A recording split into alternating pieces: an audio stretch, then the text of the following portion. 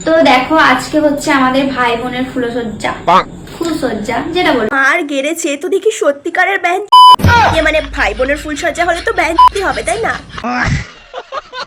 তো তোমরা এই ভিডিওটা দেখার পর তো তোমরা অনেক কমেন্টে মানে আমার কমেন্ট বক্স তো ভরিয়ে দেবে যে আমরা সমাজ নষ্ট করছি, আমরা পরিবেশ নষ্ট করছি। উড়ে শালা এ তো দেখি সেই লেভেলের শিয়ানা।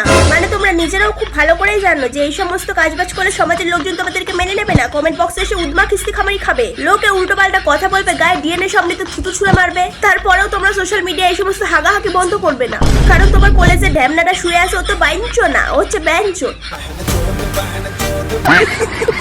ভাই এই ব্যাঞ্চো কথাটা বলতে গেলে আমার না মানে বাজছে, কারণ আমি তো সচরাচর ওপেনলি এত সুন্দর ভাষা প্রয়োগ করি না, তাই ভাষাটা এত ওপেনলি প্রয়োগ করতে আমার খারাপ লাগছে, বাজছে। তারপরেও তোমাদের মানসিকতার কাছে আমার এই ভাষা কিছুই না, তোমাদের কাজকর্মের থেকে আমার ভাষাটা বেশি শুদ্ধ।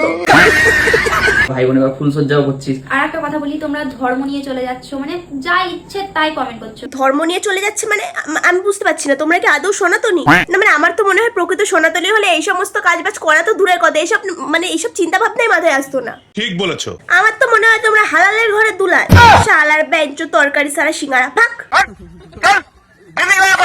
ভাই বারবার বলছি আমি, এই সমস্ত মানুষদেরকে সমাজ থেকে একদম ফুটিয়ে সাদা করে দাও, কারণ এরা হচ্ছে হিন্দু ধর্মের কলঙ্ক। ভাই এই সব মানুষ যতদিন এই সমাজে থাকবে ততদিন কিন্তু ভাই হিন্দু ধর্মের নাম খারাপ হবে, কারণ এদের কাজকর্ম কিন্তু ভাই একদমই কালো কুত্তার গুয়ের থেকেও নোংরা।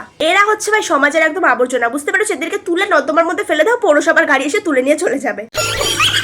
তোমাদের মাইন্ডটা কেমন? তোমাদেরকে কি আমরা একবারও বলেছি আমরা নিজের মায়ের পেটে ভাই বোন? তাতে একবারও বলিনি। তোমরা ভাবছো কিভাবে? তোমাদের তাহলে মেন্টালিটি কেমন? ওরে শালা, তোমরা শালা ভাই বোনের ফুলসজ্জা বলে ক্যাপশন দিয়ে ভিডিও আপলোড করবা, তাতে কোনো দোষ নেই। আর আমরা মনে করলেই ভাবলেই আমাদের মেন্টালিটি খারাপ, মাইন্ড খারাপ। এই কেউ কচুল্লতি নিয়ে আয় তো এদের মুখ দিয়ে ঢুকিয়ে পেছন দিয়ে বের করি। বলছি দিদি, ভিউজ কামানোর অনেক রাস্তা আছে, শোনো আমার কথাটা শোনো। একটা ছেঁড়া নাইটি পরে রাস্তায় গিয়ে মুজরা করতে শুরু করে দাও, দেখো অনেক ভিউজ হবে, ভিউজের একদম ঝড় উঠবে। এই সমস্ত ব্যাপার নিয়ে এই সমস্ত নোংরামো করো না, ঠিক আছে? সোশ্যাল মিডিয়ায় সেই সময় করো না। যদি ছেঁড়া নাইটি না থাকে তাহলে আমার কাছে আসো, আমার মার ঘর মোছার অনেক ছেঁড়া নাইটি নেতা করে রেখেছে, সেখান থেকে একটা দিয়ে দেবো। তাই পরে রাস্তায় গিয়ে বাইজি ডান্স করে দেখবে, অনেক ভিউজ পাবে।